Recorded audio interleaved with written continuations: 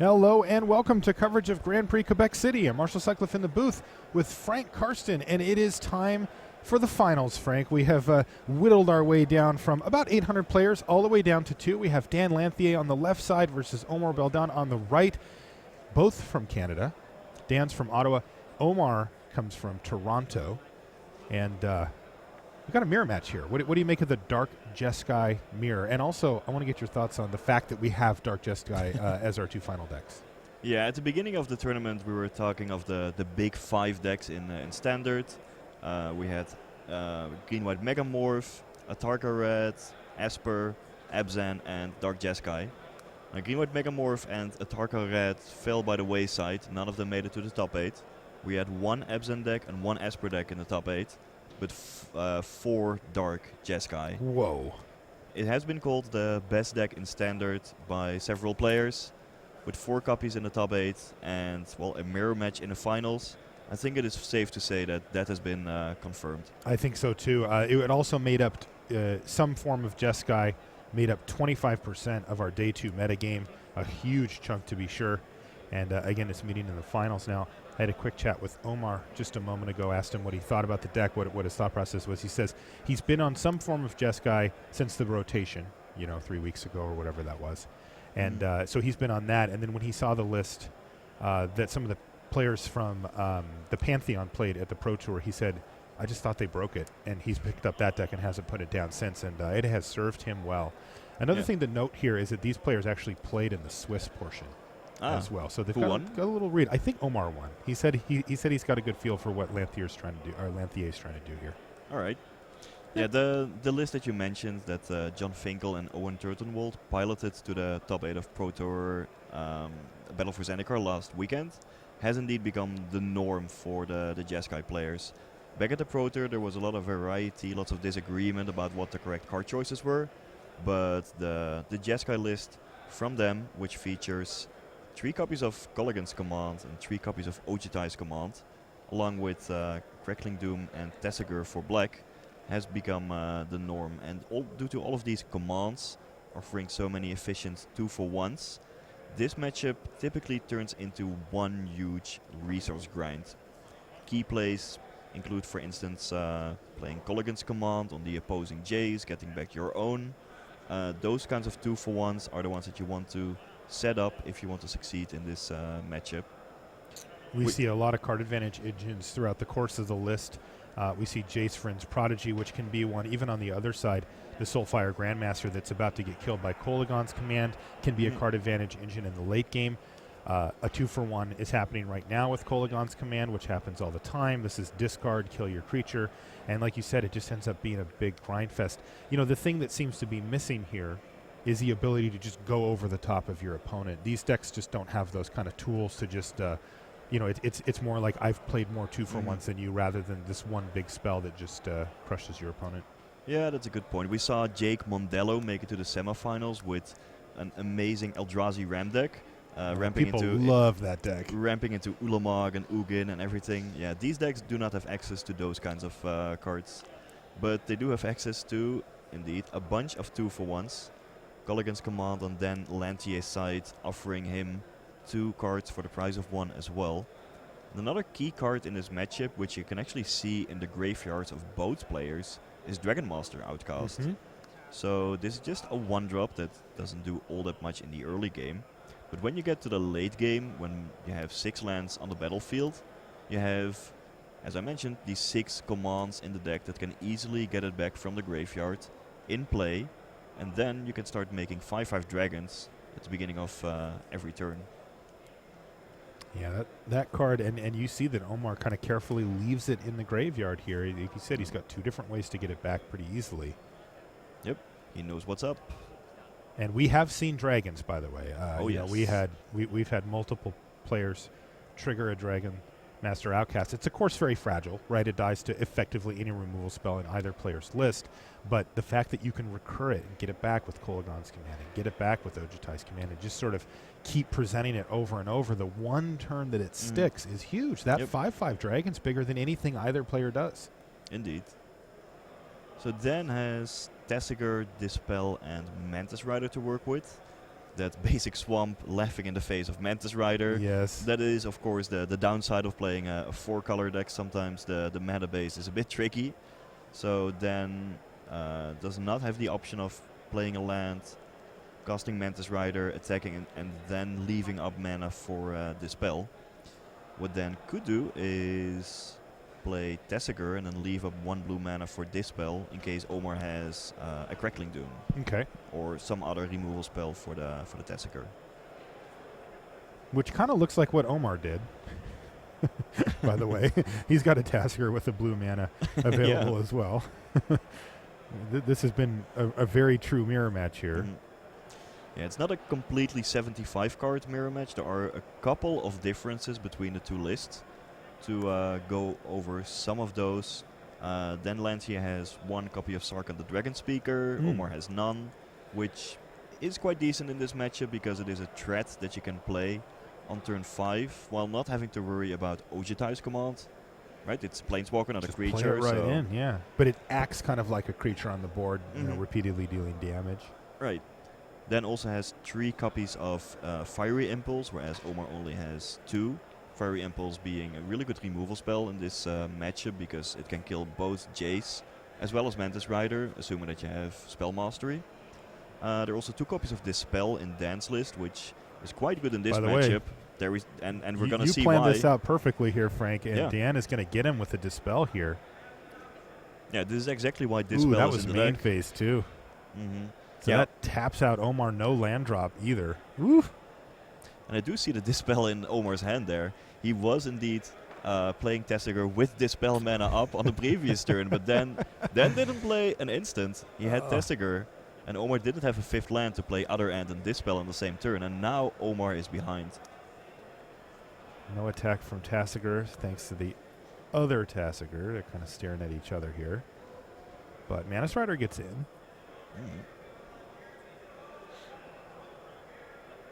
Yeah, it's interesting if Omar wants to attack with his own Tessiger here. If he does that, I would imagine that Dan doesn't even block, because that would turn on cards like Wild Slash or Colligan's Command to finish off the Tessiger after the block. But at the same time, Omar is a bit behind in the race because, well, he's facing a Mantis Rider. I think he has a Fiery Impulse that he would rather just spend on the Mantis Rider, the flying threat on the table.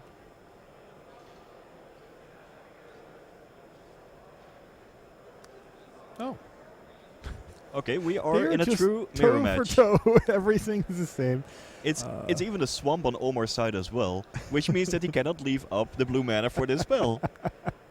This is just too funny. The perfect mirror. This is a perfect mirror match. Now, Omar does attack with his Mantis Rider. That prompts Dan to immediately block with it, knowing that he would just have the option to block on the other side anyway, so he'll just take that away. And Dan just passes a turn back. He does not look happy either.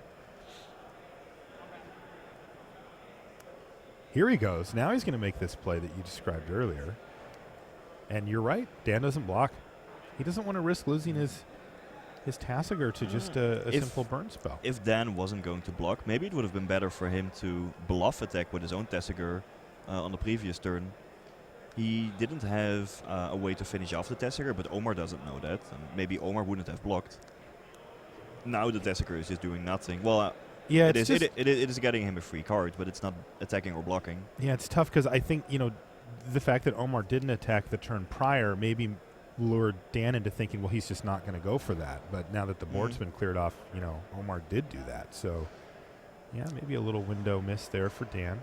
And this is also interesting. Dan has 2 copies of Jace, an Ojutai's Command, and a Dispel in hand. He is playing against 4 open mana. So what must be going through his mind right now is perhaps Omar has an Ojutai's Command. If that is the case, you don't want to be casting your Jace into that Ojutai's Command, especially when doing so would leave you unable to play your own Ojutai's Command during Omar's turn. Now, interestingly, if he does want to get a creature back, he does have that Dragon Master Outcast still sitting at the bottom of his yard there. And Dan's going to start rumbling. No 6 lands yet, but he's getting close. Oh, it does look like he's going to go for it here, though. He has the Dispel, but... So he could fight back if Omar decides to play the Ojutai's Command here. with a Dispel of his own. I imagine this is countering Jace and then, Draw. well, either drawing a card or returning the Dragon Master Outcast. Both would be okay. Drawing the card, apparently. Oh. Ooh, a little misstep there from Dan. Did he just reveal the Oshitai's command accidentally He to did. Omar? He did, yeah. Do you think he saw it? I do think he did. It wasn't a Dispel, at least. Which is the question that Omar's going to have here if he wants to try to resolve something on his turn at instant speed. Playing a bit too hastily there by Dan. Hopefully it doesn't punish him too badly. Oh, Jace down. Dan does not want to spend a Dispel here. He wants to save the Dispel for something more threatening. You know, we have although seen I think that the Oshitai's command on the previous turn would already be a decent target. Maybe he wants to keep a Dispel for something like a Crackling Doom, which would deal with the Tessiger. But these players are just sitting with their Dispels in hand. Yeah, they're both being very careful here.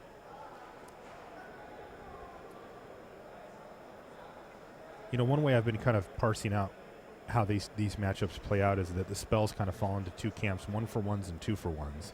You know, the commands are 2-for-1s, your dig through times are 2-for-1s, your fiery impulses are not, a lot of your creatures aren't, your utter end is not a 2-for-1. And yeah, you generally want to keep the Dispels for the 2-for-1s. But Dan did have an opportunity to counter a 2-for-1 yes, on the Oshitai's command, so that is why I was a little surprised me there. too. Yeah, I agree. He's going to go for a Crackling Doom here, though, as we've got ourselves in a bit of a Tessiger race at this point. It looks like Omar's thinking about maybe responding with an Utter End or just countering it with a Dispel. He's still a little cramped on mana here. He's going to Dispel. Now, is this a fight that Dan wants to actually play? Apparently No? not. He really has something in mind for that Dispel. Yeah, well, Pair of Omar commands in hand for Dan Lanthier. Omar does have the other end, which could kill Tessiger. Maybe Dan is saving it for that and values his own Tessiger very highly. Wants to make sure that that one sticks around. Maybe Tessiger Dan does look good here. All right, but it looks like instead of activating Tessiger, he's going to go for an Ojitai's command. He's now got a Jace or a Dragon Master Outcast that he can choose from his yard if he'd like. It's also conceivable that Dan is already planning ahead and setting up a sequence where he has 6 lands in play, then casts Ojitai's commands to do something and return Dragon Master Outcast to the battlefield. Possibly at a time when Omar has already tapped out partially for something, and then you have to Dispel to counter the remaining removal spell for the Dragon Master Outcast. You start making dragons, and then you are in control of the game. All right, Omar does decide to go for Utter End here. This is on the Jace. Yeah, it just goes to show how powerful Jace is in this format. There were in total 24 copies of Jace in the top 8.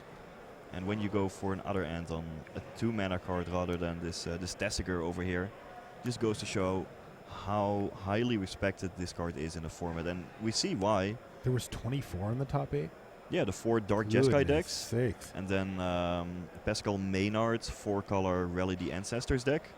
And finally, let's see, what was the last one? Oh yeah, Reed Duke with Esper Control. He had 4 copies of Jace as well. That's pretty dominant. It's fair to say that this is the best card in Standard right now. I think you're right. The best card, and this is the best deck, so we get the premium lineup here in the finals. It is a mirror match, but Dan did decide to Dispel the Utter End to keep his Jace alive. Yeah, and now it has given him a Crackling Doom. Well, first of all, it gave him an additional card draw or card selection. Then he flashed back Crackling Doom to clear the way for the Tessiger, deal 2 more damage to Omar. Now Omar is at 1 life. That is a very precarious life total against a deck with Crackling Doom and Colligan's Command, plus Wild Slash. Wild Slash sometimes Not to pops mention, up. Yeah. well, the Tessiger on the battlefield that threatens to attack for lethal. Yeah, Dan has really maneuvered himself nicely here. He really held off a long time on that Dispel, but decided that this was the time to protect his Jace and get the sequence going, and it was worked out nicely for him. There's a Bloodstain Mire that's not going to do much for Omar here. Can't even crack it. Yeah, and the thing of all these 2-for-1s in the Jeskai deck is that, sure, they give you some card advantage, But there are a few cards in the deck that allow you to deal with like 2 permanents at the same time. Typically Colligan's Command or Ojitai's Command destroys something on the table and then give you a card in hand or something like that. This is game right here. Dan has a Crackling Doom that he's going to respond to the Ojitai's command with, and that is game 1 going to Dan Lanthier. Yep, that's enough damage. So he just maneuvered and maneuvered. He stayed patient with that Dispel, and he finally found the right moment that he was willing to fire it off. And it paid off big time for him as he was able to close the door on that game quite quickly. Yep. So now we get to sideboarding. Yeah, so as you can see, by the way, just for your information at home, the players do have deck lists they did before the match.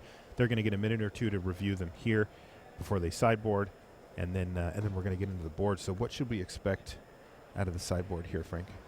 So in the sideboard of Dan Lancier, we have 2 Erishan Cleric, 2 Duress, 1 Dragon Master Outcast, 1 Felidar Cup, 2 Exert Influence, 2 Roast, 1 Virulent Plague, 1 Painful Truth, 2 Radiant Flames, and 1 Negate. Okay.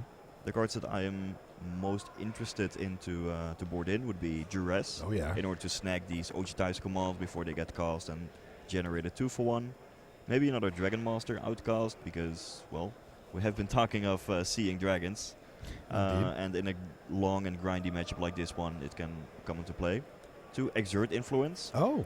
Yeah, we saw that card do a lot of work in the semifinals when it prevented Oliver Pollock Rotman in a Dark Jeskai mirror from casting some of his threats.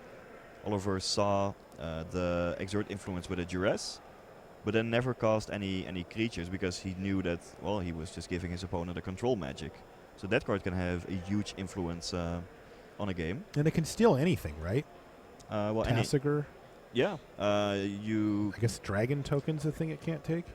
Yeah, you have 4 colors of mana in the deck. There's no green source, but all the key cards like Mantis Rider and Tassiger can be stolen with Exert Influence. Yeah, I mean, I don't think there's anything that it can't take in this list, right? No, well, you can take Jace, Fringe Prodigy, but you don't really want to do that because if it transforms, then the Planeswalker side goes to the owner, not the controller. But still a good card in a matchup. And then finally 1 Painful Truth just to grind some additional cards. If this is a matchup where card advantage is paramount, well, drawing 3 cards for 3 mana is pretty good. And 1 Negate, which allow you to fight the fights against all these value cards. So that was Dan Lanthier's board that we just went over. What about on the other side, Omar? So Omar's sideboard is similar, but he has a couple of cards different. He has, well, just to go over the sideboard, he has 1 Virulent Plague, 1 Radiant Flames, 2 Ultimate Prize, 1 Felidar Cup, 2 Disdainful Stroke. None of those cards seem to be meant for this matchup. And he also has 1 Dispel, 1 Duress, 1 Painful Truths, 2 Mastery of the Unseen. Oh, that's interesting. And then a Planar Outburst, an Ugin, and an Erishan Cleric.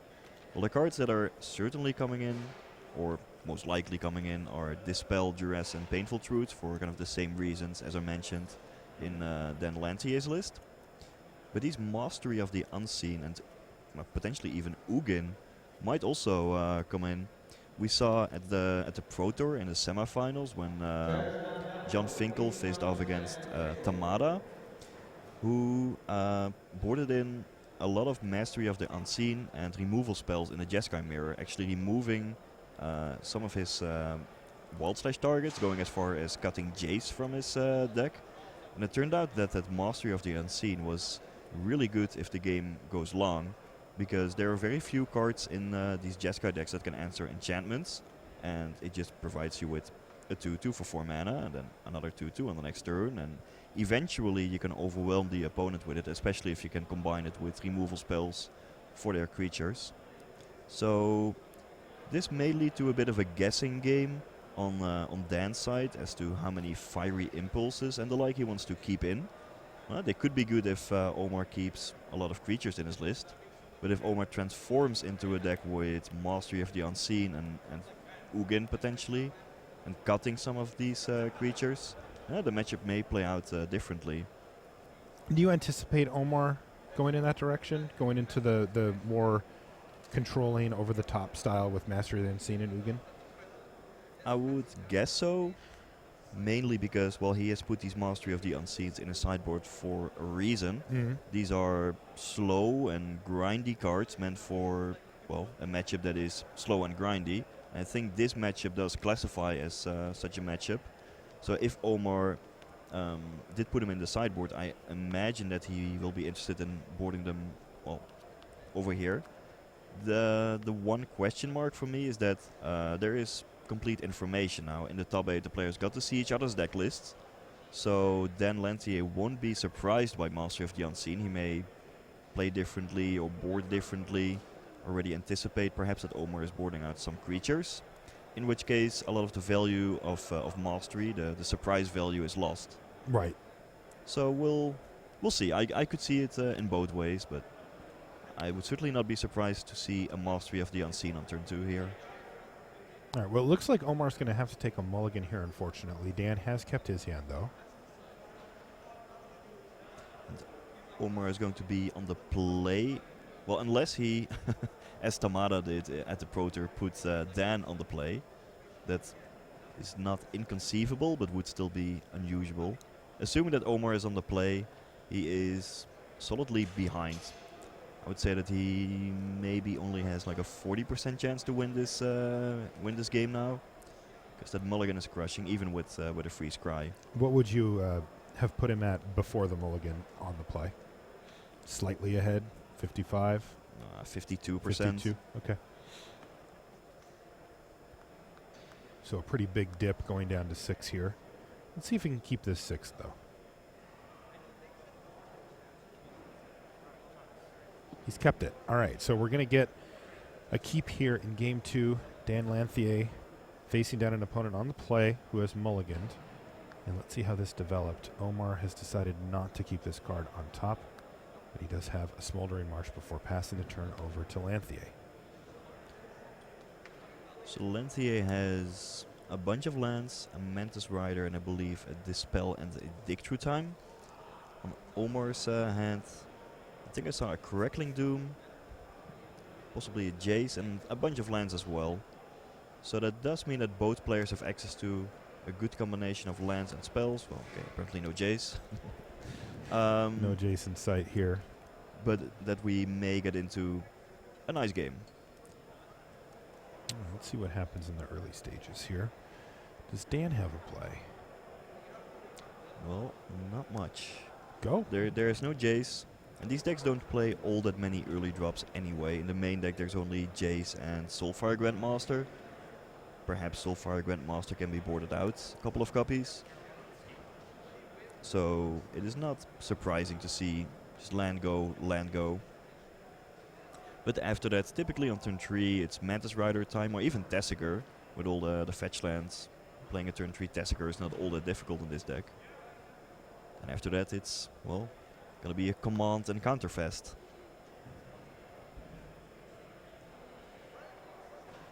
Alright, so Omar goes and gets a Prairie Stream, just trying to set up the most colors he can get. And he's got 3, nothing on 3 though, just passes the turn back. He does have access to all the mana that he needs. Omar has Mantis Rider mana for Crackling Doom as well. So Dan can likely deduce that Omar just doesn't have a Mantis Rider in hand.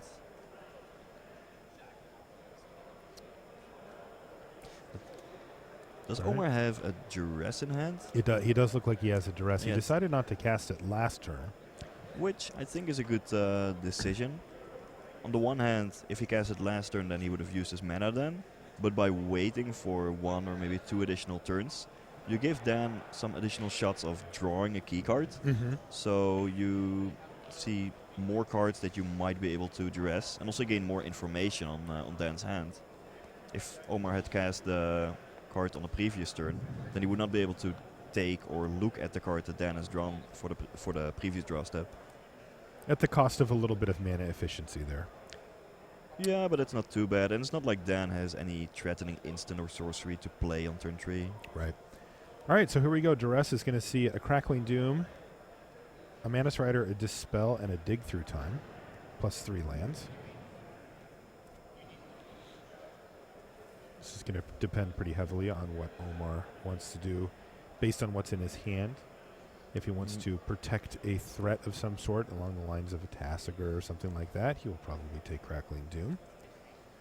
If he sees that he's going to be getting into fights over instants, he may want to take a Dispel. He could just take Dig Through Time, which is kind of the most rawly powerful card in the hand there. If he doesn't have an answer to a creature, he may need to take the Mana Strider to not take a whole bunch of damage from it. Looking at his hand and kind of matching up now, how does this line up? How do these next few turns play out? And then he's going to decide what to take. Sure, well, Duress is not Thoughtseize, so you cannot take Mantis Rider. Right, I realize that now. I also don't think you want to be taking Crackling Doom here, because that's just a 1-for-1. What if he had Tassiger here? Well, you just wait and hold off on the Tassiger. Oh, okay. I guess if Tassiger is all you have, then maybe you want to indeed take the Crackling Doom. That is conceivable. But generally speaking, with Duress, you want to be taking out some of the 2-for-1s or cards that can prevent the 2-for-1, like Dispel. So Dig Through Time and Dispel were the main cards I think Omar was considering here. And I like taking Dig Through Time because, well, that can get out of hand quickly. And Dispel, if you just know about it, you can sequence your cards in a way as to not walk into it. So that's not super threatening. Okay, well, here it is. Mantis Rider for Dan Lanthier. That's going to get Crackling Doomed here unless there's a Dispel for Dan that he wants to use, which Omar knew, right? I mean, he knew that this was going to happen, or at least was possible. And Dan, a little more aggressive with the Dispel this time. He's going to just fire it off and protect his Mantis Rider this time. Yeah, typically you want to save the Dispel for some of the more 2-for-1 cards. Yeah. But at this stage, well, Dan already revealed the Dispel to Omar. So if you just wait forever, then Omar is likely not going to walk into it. At the same time, Dan knew that Omar had mulligans, perhaps not in a great hand, and Mantis Rider is a good way to punish that. Try to finish off Omar before, well, the game comes back to parity.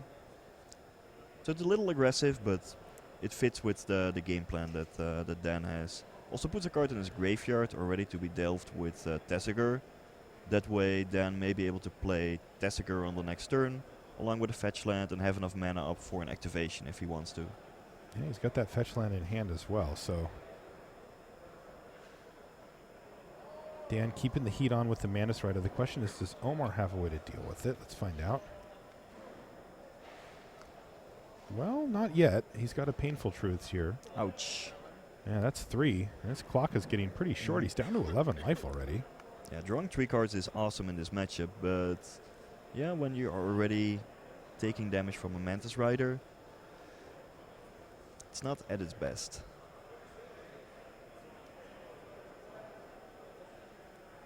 Okay. Ooh, there is the Mastery. Yeah, it just seems very slow at this point because of the Mantis Rider. Yeah, you need to pair Mastery of the Unseen with a lot of removal spells.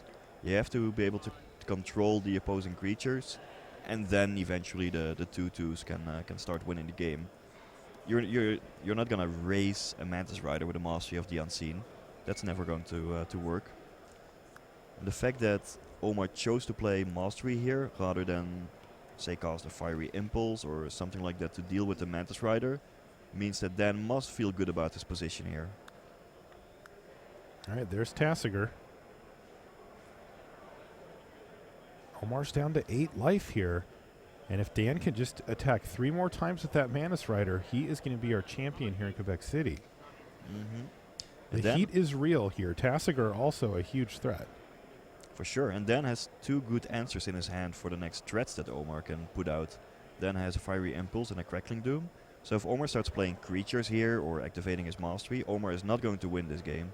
The way that Omar can win is, well, this is a start, ultimate prize on Tassiger. Okay, and yeah, Dan has no interaction for that, so Tassiger down. And then Omar needs a removal spell for the Mantis Rider to stave off the bleeding. If he can successfully line up that, then afterwards he can start making tokens with the Mastery, and those will line up well against the 2 removal spells in Dan's hand. But Omar has to find an answer for the Mantis Rider. All right, so it's kill Mantis Rider or bust here for Omar. Dan looks like he's going to line up a little Fiery Impulse maybe on Jace. Yep. He does. He keeps the Crackling Doom in hand just in case, Tassiger or something comes along. So Omar is thinking, obviously signifying dispel. Well, if Omar chooses to dispel the fiery impulse, which does not seem unreasonable because Jace may get him an answer to the Mantis Rider, then Omar loses within 2 turns to 2 Mantis Rider attacks and the Crackling Doom, just 2 damage from the Crackling Doom. Which he knows about, right? Yes, he saw it earlier with the duress. So now this is getting really, really tight for Omar because he is now down to 5. And as we know, and as he knows, that is a 1-turn clock. And Dan Lanthier is super close now to the trophy. He probably just looked over at it. We have it sitting on the desk there, or on the table, I should say. And the question is, is that a Crackling Doom for Omar? No, I think it's just a Tri-Lance, the Nomad Outpost. Nomad Outpost. He Same does colors, run but and it has a different effect on the game. Yeah, and it has the symbol too in the background to just trick me. All right, this could be it. Well, the game need not be over on the next turn yet because Omar has a Dispel for the Crackling Doom. Sure. And then 1 more draw step to find a Mantis Rider, or perhaps there's a Mantis Rider. 1 more draw step to find an answer to the Mantis Rider, but perhaps there is a Mantis Rider on top of his deck, which he can manifest into, and then, well, block the Mantis Rider. Yeah, and gain some life. Yeah. It's not over yet. Dan is in the lead, but this game could still go either way. All right, Dan says attack you for 3, put you to 2. He knows he has the win in his hand here. But it's not quite over yet. Activate Master of the Unseen. And Dan correctly recognizes that, well, there's 2 lands here. If he has it anyway, it's not a big difference. Well, never mind. He's just going to fire it off. Yeah, might as well do it now before Omar has a chance to draw a card. And probably also do it now before Omar can... Oh, he has a Kolagon's command also. And that's going to be 2 damage. He needs another Dispel. And Dan Lanthier is our champion here in Quebec City. We knew Dark Jeskai was going to win one way or the other. We didn't know whose hands it were going to be in. Congratulations, Dan Lanthier. You are our champion. Big congratulations to Omar Beldon as well. A fantastic finish for him. Of course, we'll see both of these 2 gentlemen at the Pro Tour not too long off as well. But when it comes to champions, you're looking at him right there. Dan Lanthier wins Grand Prix Quebec City. Congratulations to Dan. Yeah, really good performance by him. And you saw he was also really experienced in the matchup, playing around the right cards, knowing how